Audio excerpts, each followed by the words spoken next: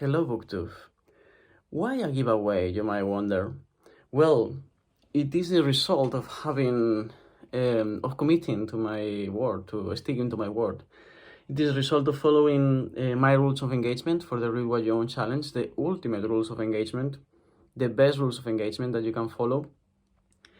Um, and that is because I have acquired some books, and that means that I have to get rid of some books. I will leave the video link the video in the description where I explain my rules of engagement and why I think they are the best ones.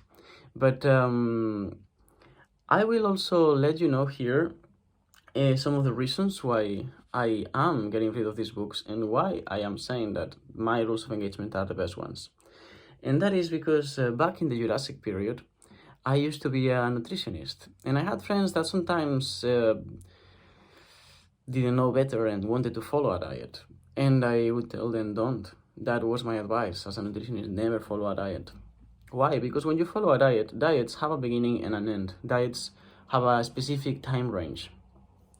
My engagement to the Read What You Own challenge is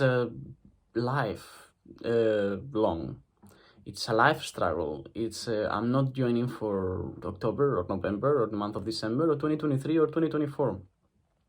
I'm gonna be following these rules of engagement for the rest of my life. Because when you follow a diet and the diet ends, you are back where you started. You don't need a diet. You need a methodology. You need a way, a habit that will make your book buying habits sustainable. And the way that is translated into day-to-day life is through my rules of engagement, which is you determine a limit to the amount of books that you can have without losing every window in your house, without being able to walk to the toilet. And also that you can read a number of books that you can read and remember and that you will know where they are. That you don't have to ask friends for favors to keep your books in their houses because you don't have enough space.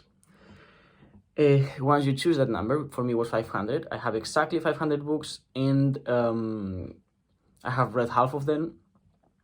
Once you determine that number, then the next step is, okay, now you want to read only those books. That doesn't mean that you cannot read or acquire new books. It means that you can only read within 500 books of a total of books possessed, which means that every time that you get new books, I got a couple of books, new ones.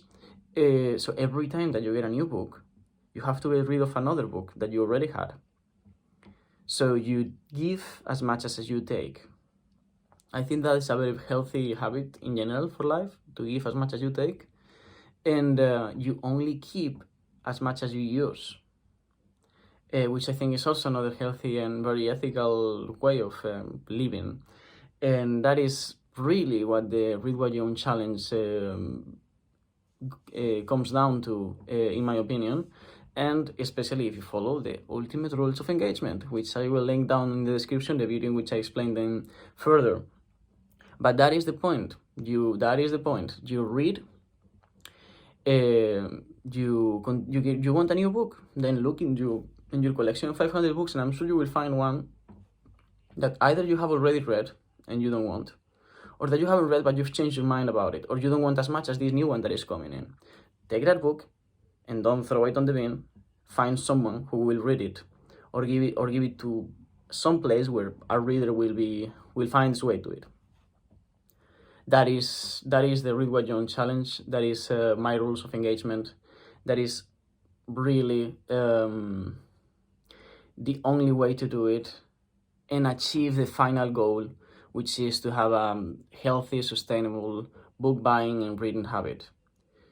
Read what you own, remember what you have, and whenever you get to the final number that you have set for yourself, whether it is 100 or 1000, whenever you actually have read every single book that you own, if you ever achieve that, which the only way that you could achieve that is by reading faster than you buy, which is also something that you should be aiming for, then you can reassess the number. If I ever get to 500 books and I have read them all, that means that I'm reading faster than I buy, which means that I might allow myself to buy more, which means that if I arrive to the number 500, even though I have been buying books and giving away books that I have already read on the way, then I can think maybe, maybe now a year has passed or a certain amount of time has passed, my conditions have changed, my reading speed and capacity to memorize has changed. Maybe now I can set a number of 800 or 1000 books. In your case, you might set for 10,000 because you're an amazing reader, or 100 because you are a student like I am and don't read so much. That is totally down to you, but you only reassess that number once you have reached the goal. So when you reach the goal, it's not the end.